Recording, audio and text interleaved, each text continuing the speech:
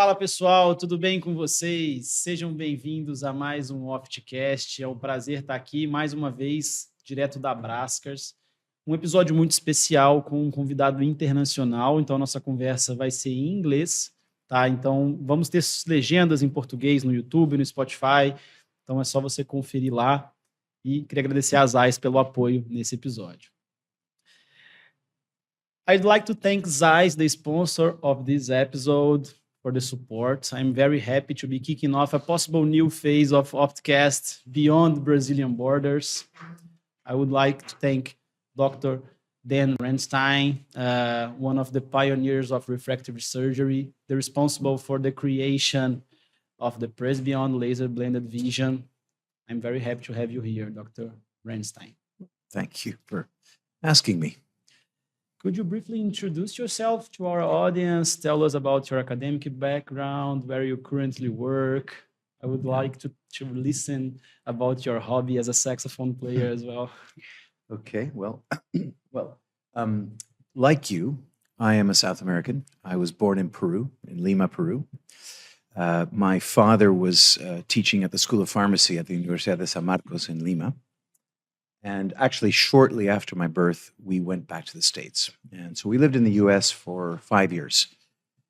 And my father took a job at Syntex in Mexico City, 1968. He was developing the contraceptive pill. Can you believe it? In the 60s. He's a pharmaceutical chemist. Awesome. So it's really awesome. Anyway, so we moved to Mexico when I was 5. And I lived in Mexico until I was 12. My parents divorced, and my brother and I went to boarding school in England with my father living in Paris, our mother in Los Angeles. So it got all nuclear. British boarding schools and then British medical school. I was at Cambridge. I did my clinical training in London. And I decided to, you ask about the saxophone. So my medical training was a little bit unusual in that I did 3 years of medicine. But I took a gap year and I did a year of music. And then at the end of that, I did my 3 years of preclinical training. And I asked permission to have a sabbatical between the preclinical and clinical training. And they gave it to me. And I went to the Berklee College of Music in Boston on a performance scholarship, if you don't mind me saying. And so I spent a year at Berklee, which is, in those days, there were only 2 or 3 schools in the world that were teaching jazz. And Berklee was like the original. So, the combination of this kind of education, so it all became one, really. Not to mention that jazz music is improvised. And, on the back of having to be a virtuoso on your instrument, you are then instantaneously composing. So if you think about surgery, once you're really an eye surgeon, you can move your hands under a microscope in a controlled way. You can use scissors and scalpels and sutures, and so you have the skill set, and then you have to use it to do something with it. And you can say, I'm going to do a transplant. I'm going to put in 32 interrupteds, or I'm going to do this. Well, you have a plan, right? You go in with a plan, but then during the plan, something's not quite the same, and now you're improvising. You say, nurse, can you give me the Vicryl? And you change tacks. You're going down another path. But it's all to do with having the agility to make on-the-spot decisions. And jazz is all about that muscle. The decisions on the spot is a jazz muscle. And so I'm sure that it helped me as a surgeon, as I am today. I love it. I had no idea the jazz conversation was going to go that way, but I do love it. We can test it a bit later. Let me introduce Dr. Mariana Hollander, a familiar face and voice to our audience. Welcome, Mari. Hi, everyone. It's very nice to do the first episode in English. Let's do it. Yes, but the focus of our conversation will be the PRESBYOND Laser Blended Vision. So, Professor Reinstein, could you explain for us what is the PRESBYOND Laser Blended Vision and how it works? Okay. I think because it's 2024, and because I've talked about it for 20 years, I'm going to start the explanation backwards, okay? Because I have now the advantage that lens companies have been going away from diffractive optics and going away from segmental multifocal lenses and towards what they're now calling EDOF, right? And so if I start there, then I'm starting in a place where people who have attended conferences in the last 3 years have been spoon-fed, let's say force-fed, EDOF as the new thing, right? Okay, let's start with that. Well, in 2004, when within a couple of years of moving back to Europe, and I started working with Meditech Zeiss, I had the MEL 80, and I had the highest resolution wavefront sensor in the world, the Waska. Still the highest. I mean, the eye design, which is made also by Wavefront Sciences, is only a little bit more resolution. And we were doing wavefront guided repairs of night vision disturbances, people that had halos at night and just couldn't drive. They had low contrast. And that was spherical aberration. I didn't even know what it was at the time. We thought it was just the wavefront, right? And so we put the wavefront on the cornea and see what happens. And what happened was that the patients would come in and say, oh my God, it is totally fixed the problem. And I'd be like, that's great. And I would refract them and I would measure the contrast. It was normal. And they fill out the night vision questionnaire and they said, they rated their night vision as really good. Then I go to the aberrometry and I look at the aberrometry. The aberrations are still really high. The spherical aberration only decreased by 25%, 27%. I was like, are you sure you're seeing well? Oh, doctor.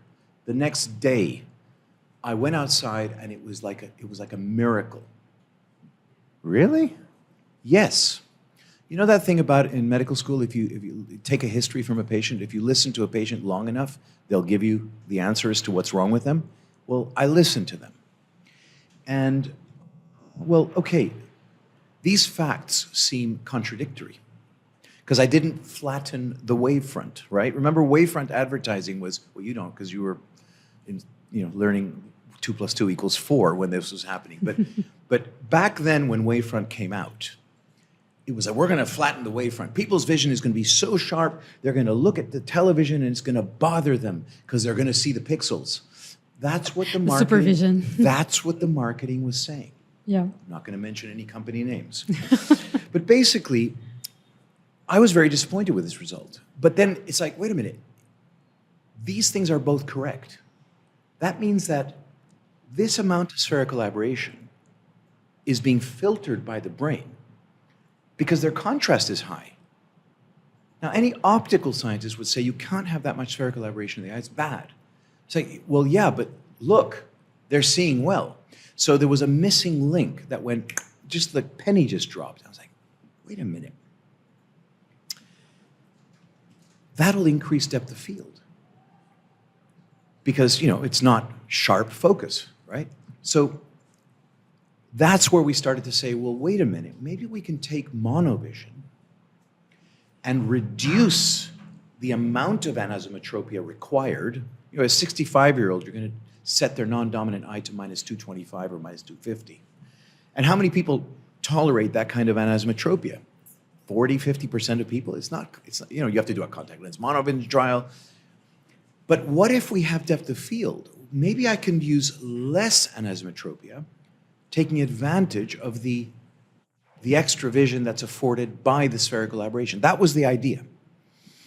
And we looked at our night vision study, which we published in the Journal of Refractive Surgery, 2005, and we said, okay, well, we reduced the spherical aberration to about 0.6 microns of spherical aberration. Why don't we say the limit for brain filtering for spherical aberration is 0.6? Let's just say that. Sorry, would that be like minus 0.6 well, or these either were way? These were all myopic treatments. So oh, they were right. plus. Okay, so plus, yeah. Yeah. But also, it's funny you mentioned that, because also with the Zeiss platform, with the MEL 80, we were getting extraordinarily good results with hyperopia. I was working on the Bausch & Lomb 207C. I did 6,000 eyes on that laser with a Hansatome. I love that laser, but we did not like treating hyperopia. The optical zones were never as big as you programmed, and there was a lot of overshoot at the beginning. They had to be -1 or -150 to end up plano a year later. Yeah. It just wasn't very satisfactory. Time, yeah. So, but with this MEL profile, Eckhard Schroeder, the leader of the R&D team, with his work, they had a transition zone, which basically meant that like you treat a +4, the overshoot was -0.5. So they were seeing well on day 1, and there was very little regression, which is actually wound healing and epithelial changes. Okay. So we were noticing that a 50-year-old, plano in both eyes, was seeing small print. Well, guess what? Spherical aberration. Yeah. Now, we started talking about this at meetings, and it coincided with the fact that adaptive optics was starting to get into ophthalmology. So there were Rochester, there were places that had, Pablo Artal, Susana Marcos, they all had adaptive optics benches, and they could put the patient on here and put things in the way and do visual testing. Well, there was the first commercialized device was made by Imaginize out of France, and Ron Kruger and crew at the Cleveland had one of these devices, and a Brazilian, Carolina Rocha. So she was the fellow. She did the study, and I show her graph. But remember, this was a few years after we described spherical aberration as EDOF, and everyone's saying, no, it's going to reduce contrast. I'm like, no, it doesn't. We measure contrast. And she came up and with this beautiful graph showing that it didn't matter. First of all, she showed that increasing spherical aberration increased depth of field. But she showed that it increased the depth of field either with myopic, with minus, or with positive spherical aberration, which is the opposite of what you would have thought of. Right? Night myopia is the pupil gets bigger, the eye becomes more myopic. So for reading, the pupil would get smaller and... So you want the pupil to get smaller and become more myopic. So you want negative spherical aberration. Yeah. And that was what many of the companies trying to do corneal presbyopic procedures were doing. They were making central aberrations, basically a central ad, a little bifocal cornea or multifocal cornea, thinking that as the pupil gets smaller, the eye will be more myopic and it'll work for presbyopia. Okay, but we'll come back to that actually when we talk about the safety. So essentially, her study confirmed what we observed clinically. Her study also confirmed, bizarrely, without us having to do a kind of like possibly unethical study, that 0.6 was the level we needed. Because in her study, on the graph, plus 0.6 or minus 0.6, beyond that, there is no increase in depth of field and actually a slight decrease. Right. So, Dr. Reinstein, how much of depth of field are we talking? Like 1 diopter, 1.5? Right. So, in the PRESBYOND procedure, we get about 1.5 diopters of depth of field. And that's the limit. So that would be equivalent to 0.6, would be 1.5 diopters. Okay. It's not linear. And this is and the reason goes back to what I said earlier. It's not optics. It's neural processing. So this is where a lot of people get confused, because there's another company that talks about a Q slider and an asphericity. And they're calculating it based on how the refraction changes depending on the pupil size. We're working with neural processing. So that's why positive spherical aberration or negative circulation both give the 1.5 diopters. If it was just ray tracing, with a periphery that was more myopic, let's say, than the center, It should be just negative. then it would only work if it was negative. Yeah. But it works in both. And that's why we now know that it doesn't really matter if the spherical aberration is 0.3, 0.4, 0.5, or 0.6. It doesn't matter where it is. It doesn't give you more depth of field. It works, it gives you the same 1.5 diopters. Okay. Because it's all, that focus that would have been perfect in an aspheric lens is now imperfect because it's more spherical aberration. And within that range of 0.3 to 0.6 is where you get this depth of field. Now, interestingly, the early EDOF type lenses, particularly the Barrett, right? The one that Rayner makes, the EMV. EMV, yeah. It's way too low. It was too low in the Yeah, beginning? it's too low. Because now it's around that, right? And Zeiss has ones that, too low. Because everyone's listening to optical scientists and looking at bench testing and thinking that spherical aberration is a bad thing, it'll reduce contrast, and they got their MTF and they go, oh, well, that's going to be bad. But MTF, okay, that's the retinal image. What we're doing is listening to the patient. Mm-hmm. It's not the retinal image. It's the image in the mind. And that image is after neural processing.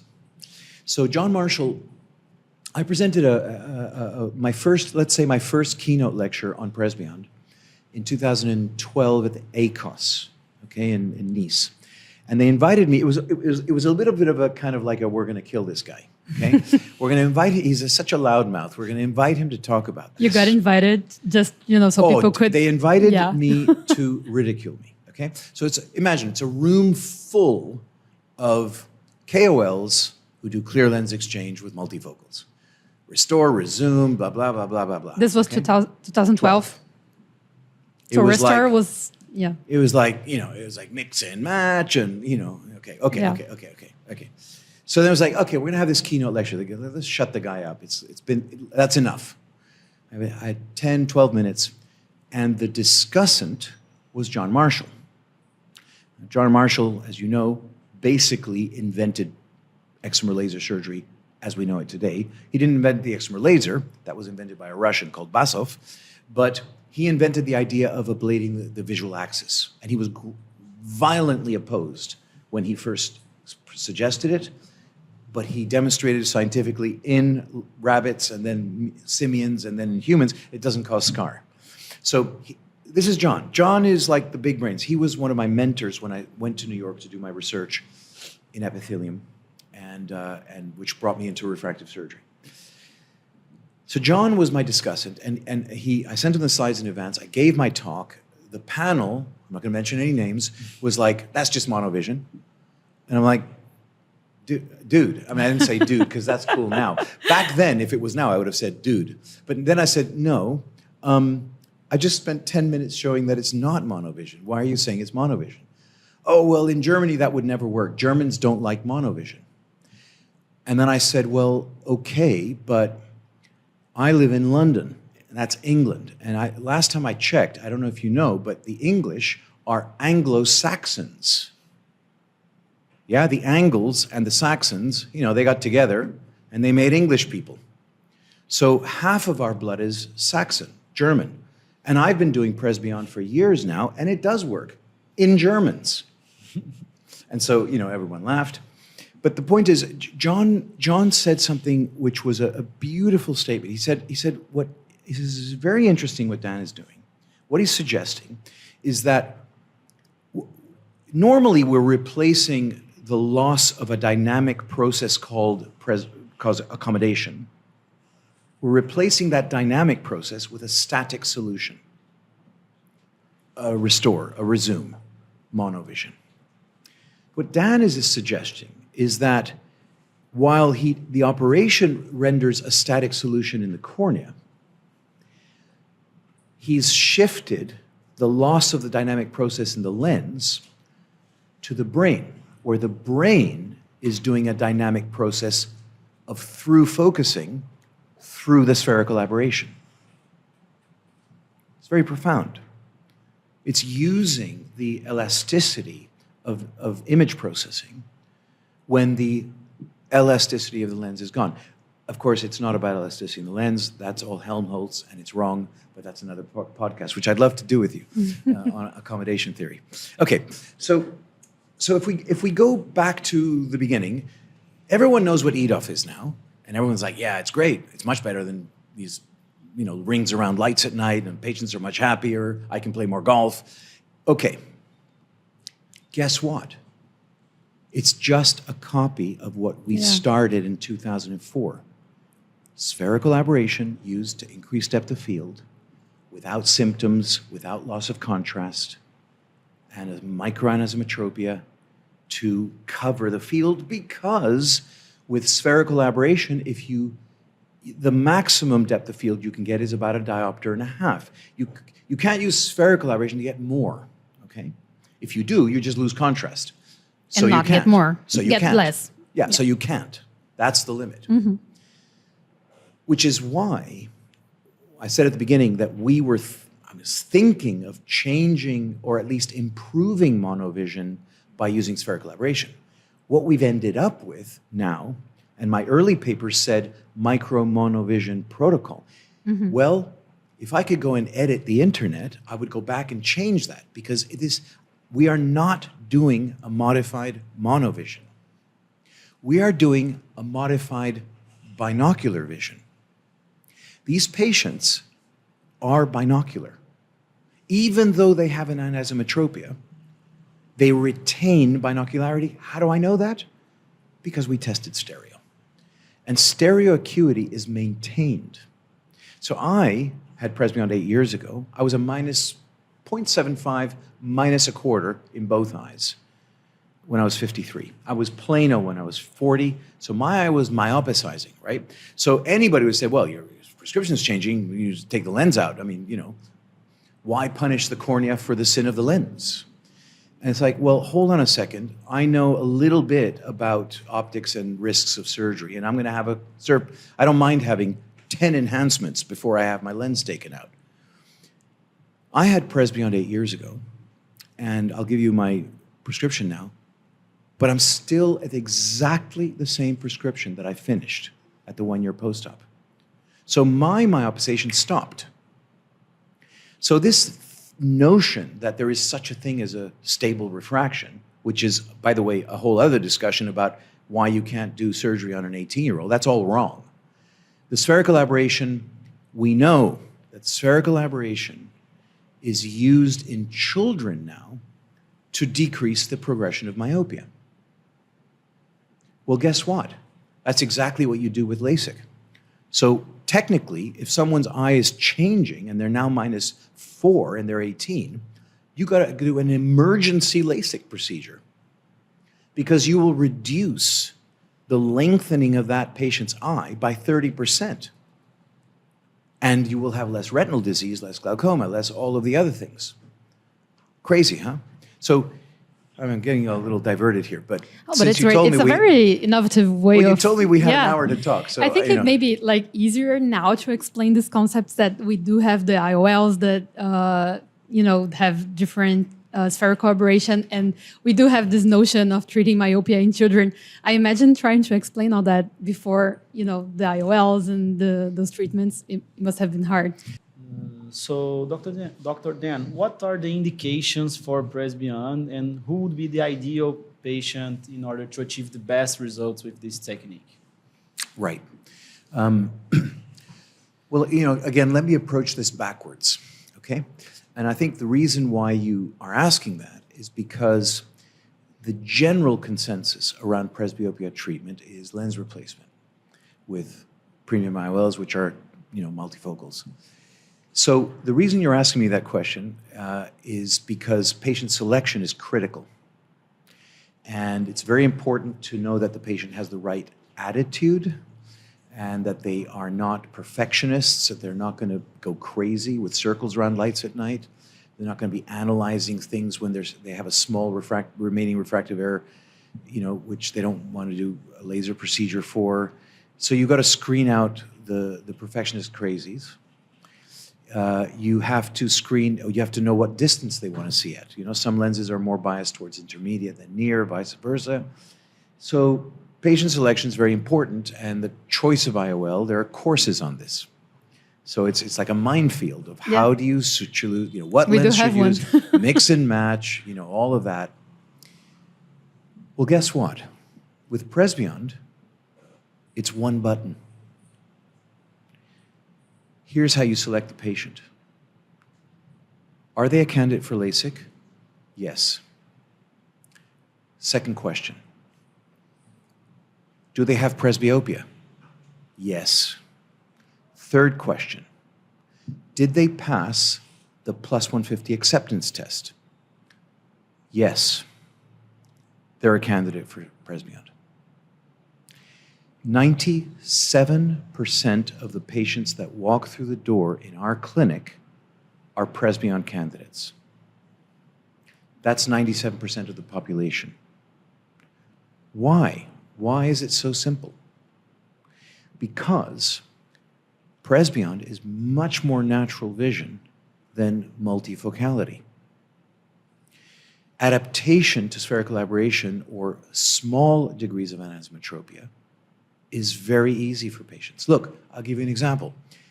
Everyone knows that even in public hospitals, if you do bilateral cataract surgery in someone, without a contact lens trial, you can put a minus 0.75 in the non-dominant eye. That patient's going to be happy as Larry. Right? Yeah. Okay, I am plano in my distance dominant eye, and I'm minus 175 refracted in my non-dominant eye. Actually, that's not non-dominant. Yeah, I don't even know which eye is which is part of the point. Yeah. So, minus 175. Do you know what my distance vision is in that eye? It's 20/50. Now, if you take someone off the street with minus 175, they're 160 maybe. or 20 maximum. But I'm 20/50. That's because I have more distance vision for the same refractions. Likewise, you know that you can do a cataract surgery in an old biddy in the National Health Service and do a minus 0.75 anisometropia, and she's going to see it intermediate, and she won't complain about cross blur. Yeah, but minus 0.75 with, you know, in someone off the street is 20/50. So my distance vision in my minus 175 eye is as if my eye was minus 0.75 at distance. But I'm 61. Normally a 61 would need at least 2 diopters of add, maybe 225 to see J1, and I can see J1. So my distance vision as if I'm minus 0.75, and my near vision is as if I'm minus 225. 225 minus 0.75 is 1.5. 1.5. I did not do the math, but I expected that to be the result. So I'm a walking example of why patient selection is like that. So do you test the patient with a plus 1.5? Exactly. How do you do that? With contact lens? No. Just in the You room? must never do contact lens trials when screening for PRESBYOND. Well, never say never in medicine. There are some exceptions. Come to the course, we'll tell you when that is, but they're very rare examples. The test is done in a 4-opter. The 4-opter has an R in it. That's for retinoscopy, but it's plus 150. You trick the patient into not realizing that they have an R in front of their non-dominant eye. You have them read distance and near. You have them switching back and forth. You have them tell you that they don't see any shadowing or ghosting on the chart. They passed the test. 97% of humans pass the test. 90% pass it without any cross blur. The other 5 to 7%, when you tell them, do you see any ghosting or doubling or around the edges of the large letters, they say, well, actually, now that you mention it, yeah, a little bit. If they say, yeah, no, it's bothering me, that's a non-candidate. Do you see? So this is the beauty about patient selection with PRESBYOND, is it's done in the clinic in a few minutes with that test. And then you spend maybe an extra 5 or 10 minutes explaining the principle of the procedure and the adaptation and the recovery. And you give them the reassurance that during adaptation, if they have some difficulty with the difference between the eyes, that can instantly be relieved by a pair of glasses. And so what happens then is they're wearing the glasses and then they wear them less and less and less as they're adapting. Because somebody say, oh, if I wear the glasses, will I adapt less quickly? More, it's like, no, it's exactly the same, keep using them. In fact, it's the opposite. Because when people are stressed, they're not going to adapt. But if you de-stress, they relax, they start to adapt. And what is your preoperative routine for these patients eligible for PRESBYOND? You told about testing tolerance for monovision. Do you test? Not testing tolerance for monovision. No. The plus 150 acceptance test. Right. It's a very specific test. We are not testing monovision. If you do that, 50% of the patients will walk out the door not treated. We don't do that. We don't want to reject patients who would do well with PRESBYOND. Now, if somebody walks in wearing monovision, great, they're pre-trained. But that's not what we're talking about. So you don't need to test the for exception plus 1.5 if they already have monovision. Well, we do anyway, because it's a standard operating procedure. Right, but you could just skip it. Different. Yeah. No, we don't skip it. You don't? No, you never skip anything in refractive surgery. You go through exactly the same protocol for every single patient, never deviate from standards. That's refractive surgery. There's no, oh, I'm going to save 3 minutes here. Yeah, so I'm glad you brought that up. Okay, but you shouldn't. But what is the patient pathway? It's very easy. Yeah. They walk through the door and they say, I'm taking my glasses off for reading. Or the hypos, they say, that, they're 38 and they're plus 3. They say, my reading's gone. I was going to ask you that. Would you do it on a patient that is not yet he's like 35 or 38 and No. The reason why you don't do it in a 35-year-old is because, why? You're going to put spherical aberration in their cornea by doing the ametropic correction. You're going to delay their presbyopia anyway, their symptoms. So they're not going to come back for another 8 to 10 years. In which case, do the PRESBYOND then. I mean, after all, what if their eye was going to shift anyway, and they still need an adjustment 8 to 10 years later? No, give everybody binocular vision, and when they're presbyopic, that's when you can start introducing PRESBYOND. So here's one of the ways that I've noticed around the world. I've noticed people starting to adopt PRESBYOND. They're super happy with what they're doing. They're very convinced that they're Zeiss trifocal, they're fine vision, they're whatever lens they're putting in. They're so my patients are happy. My patients are happy. The patients are happy, right? Their questionnaires, 95% satisfaction. Great. But we don't, if somebody's 45, we say come back in 5 years. Why? Well, because, lens surgery in a 45-year-old. Your lens extraction. Well, here's the thing. Okay, no problem. From 40 to 50, you do PRESBYOND. And then after 50, you go back to what you were doing before. And a lot of surgeons have come into PRESBYOND through that door, going, I'm adding something I didn't have before. I spend all this money on marketing to get a patient in through the door, and then they're not a candidate. Well, guess what? Now I can offer them something. What happens then, and I can tell you, because this is what happens, they go, well, this woman's 52, she's a +2. You know what? I've seen this work really well. I'm just going to do PRESBYOND. And then it's going oink, oink, oink, oink, and the thing gets up and up and up until they go, wait a minute, I need a device to tell me if there's cataract or not, because this is a 62-year-old who's 20/16 with normal contrast. OSI, 0.4. Well, that's not cataract. Great. I can do an 8-minute procedure that heals in 3 hours, is reading the menu that evening to her husband in the dark in a restaurant, and the husband's coming in the next morning asking for the help. Why does the woman go first? Always. We've looked at this in our practice. First of all, we looked at 2 things. If someone's had PRESBYOND, 100% of the partners are going to have presbyond. It's not half of them. You can't live with someone who says, it was nothing, I didn't feel anything, I can see everything. You can't see that? Here, give it to me, I'll do it. You can't live with someone and then think, wait a minute. Yeah. So, but here's the interesting thing.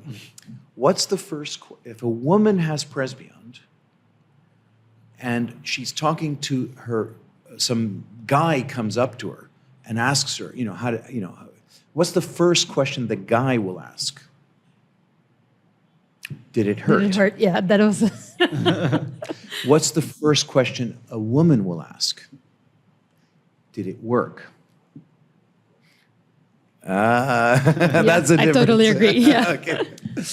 What about patients who have had LASIK, standard LASIK, and now wants a solution for near vision? That patient that you were going to treat at 35 and then many years later he's going to need it. To do the presbyond? Absolutely. In fact, at our course last week in London, we have Surgeon Nguyen from Malaysia.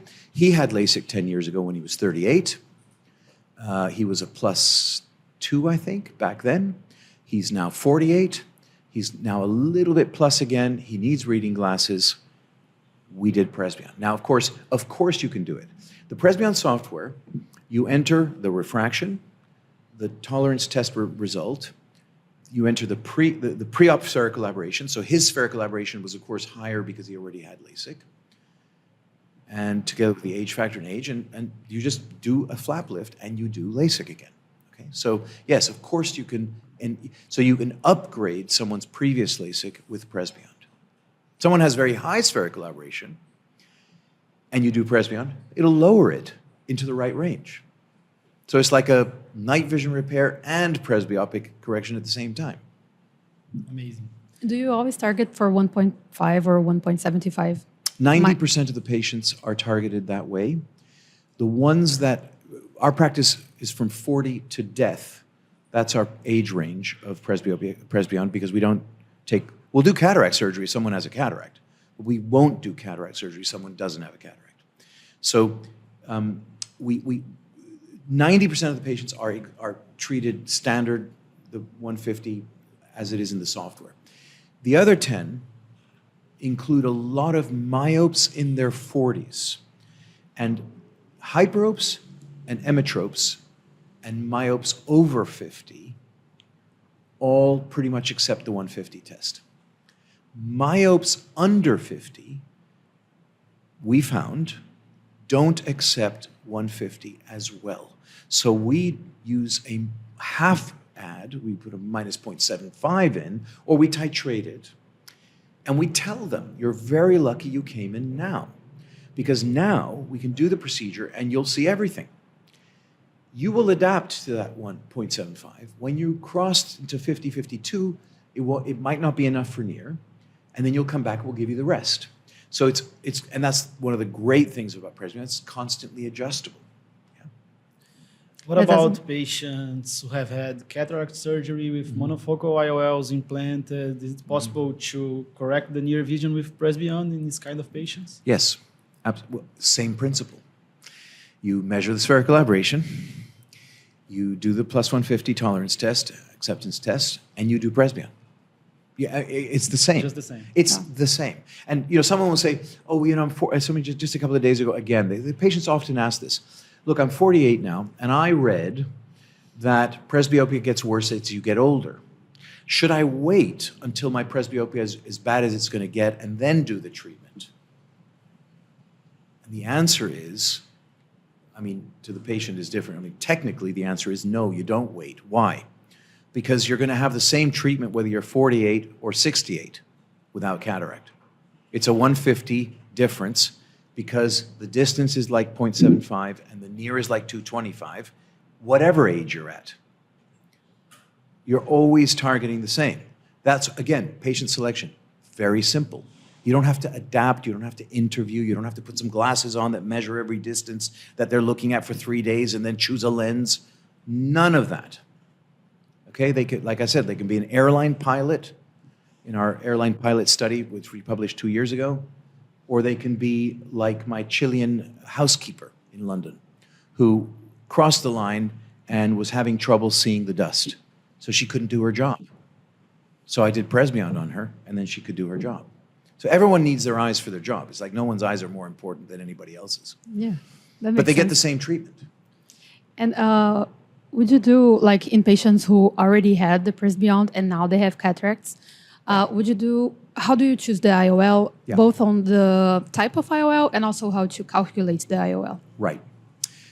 Well, let's do the calculation first, because that's the easy part. Because it's LASIK, and because it's LASIK without crazy spherical aberration, like, let's say, a Summit Apex Plus treatment from 1995, it's the same.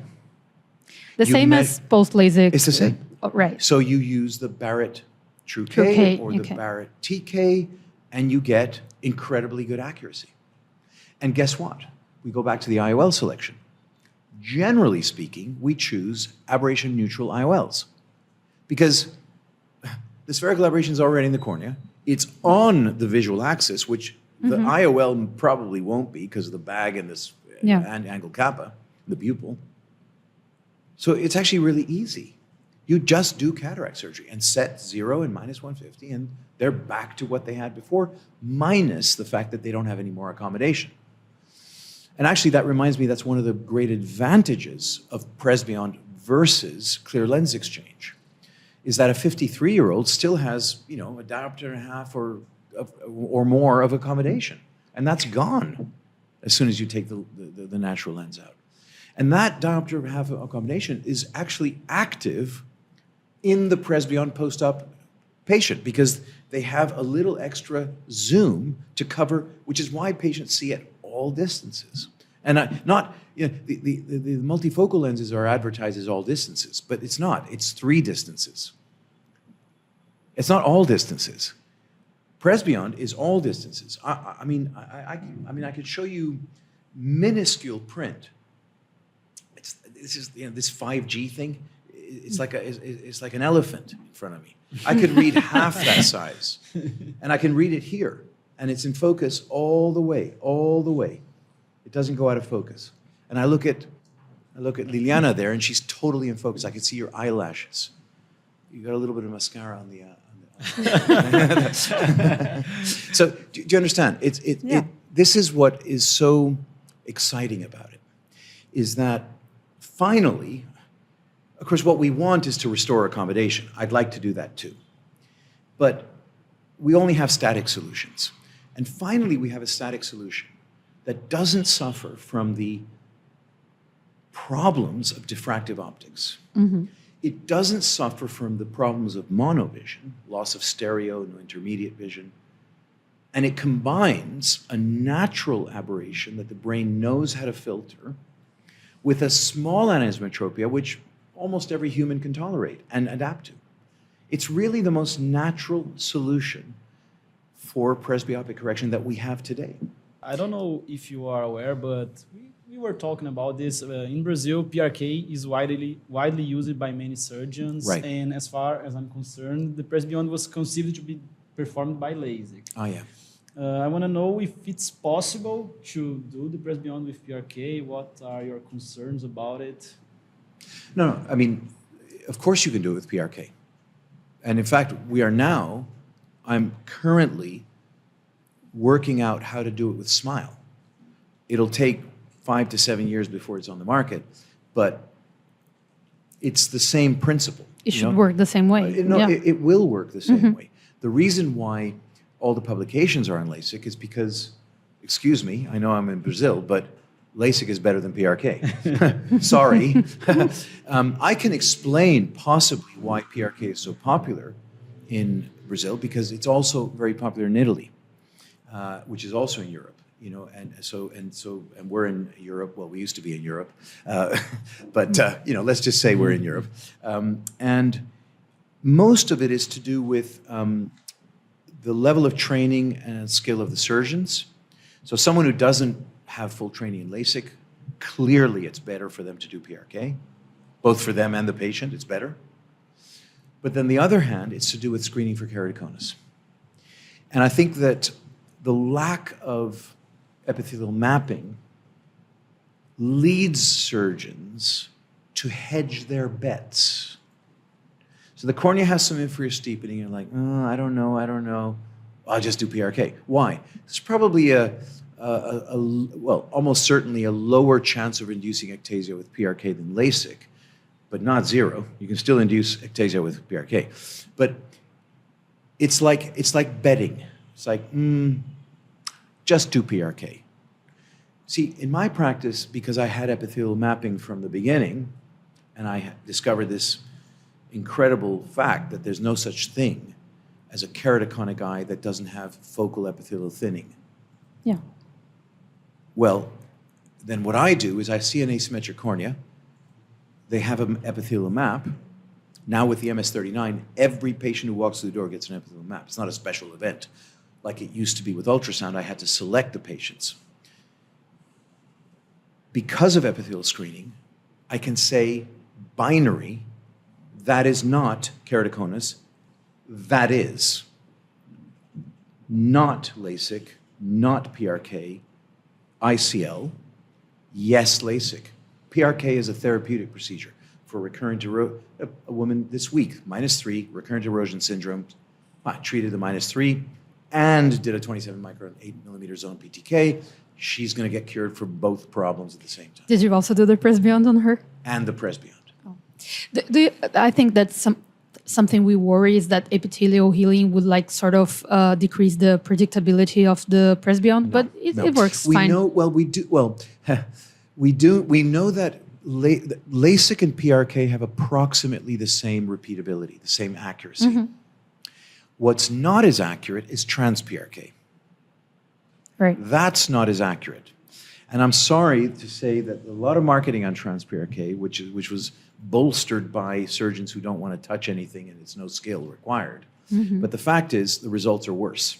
And that's because of the randomness of the epithelial profile inducing a refractive error that wasn't intended. Mm-hmm. Now that we're starting to import actual maps, we may actually get better trans-PRK. But the last 10 years of marketing trans-PRK have been somewhat false advertising because the results are worse than normal PRK removing the epithelium.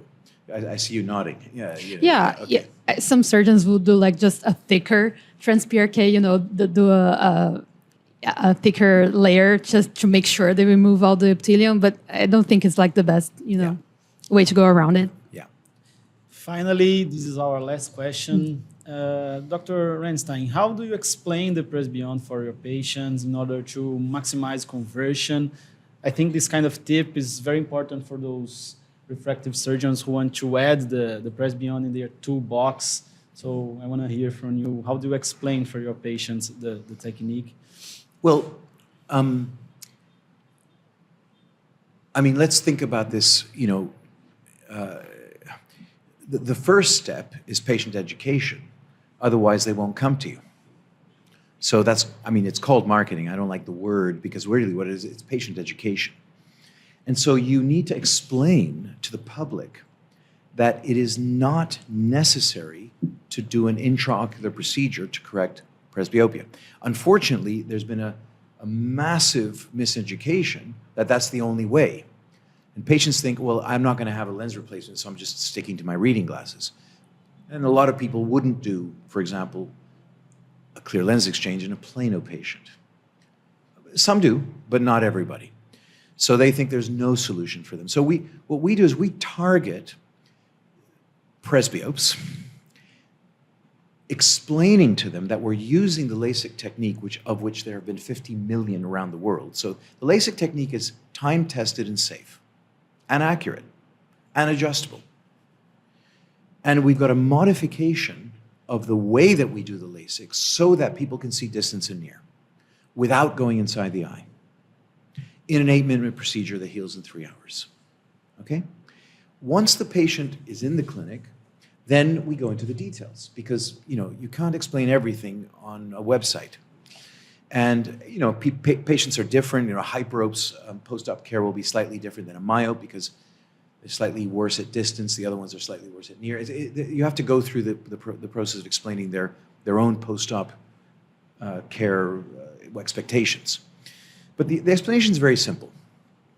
you do you don't explain anything until you've done the plus 150 test. Because when you do the plus 150 test, they don't realize that one eye was fogged. And when you cover one eye and show them that one eye was blurred, most of them go, wow, I didn't know, I did, really? Go, yeah, look, let me show you. If I uncover your right eye, your brain is going to switch off your left eye. Watch. Oh my God, that's incredible. It's there, but you can't see it.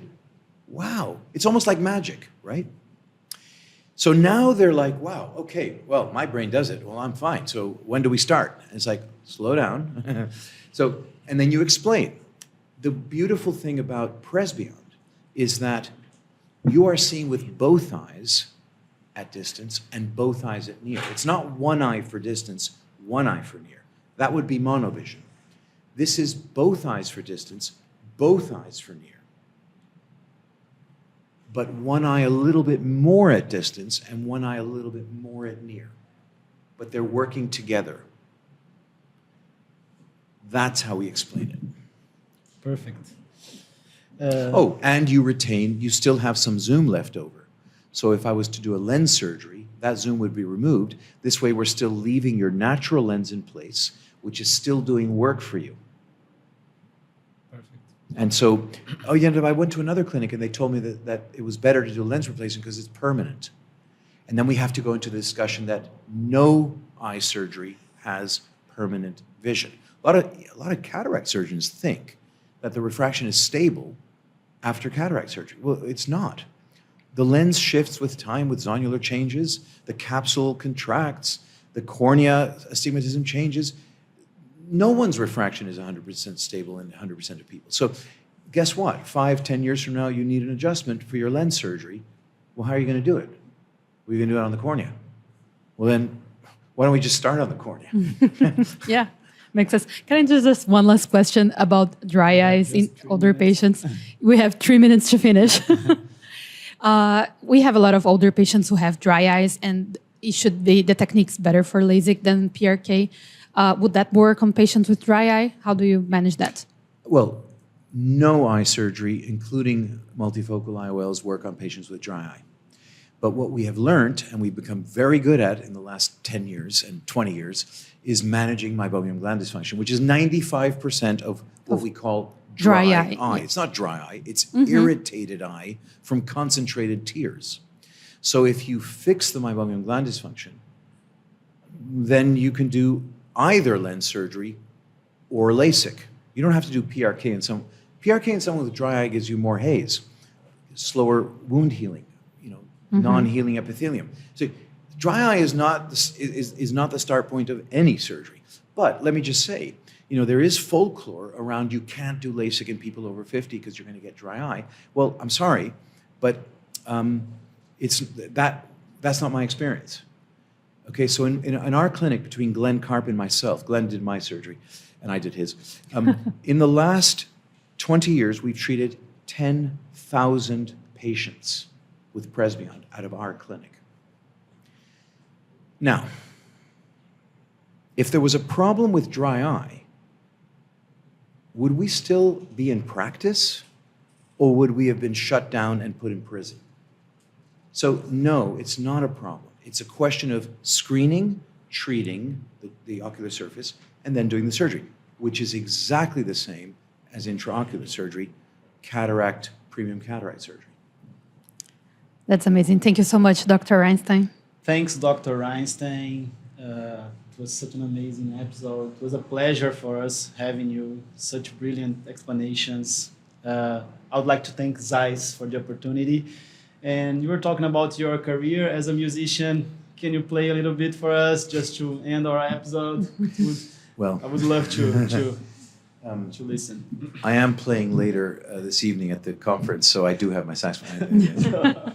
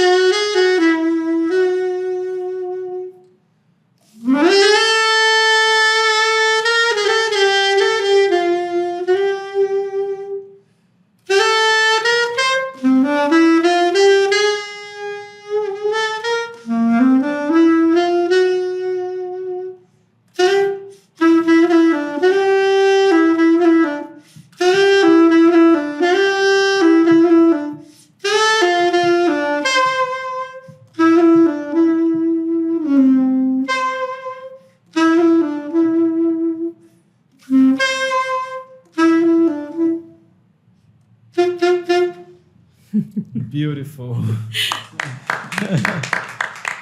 That was beautiful, Dr. Reinstein. Thank you so much for the time and also for the music. It was a great pleasure. Thank you for having me in Rio.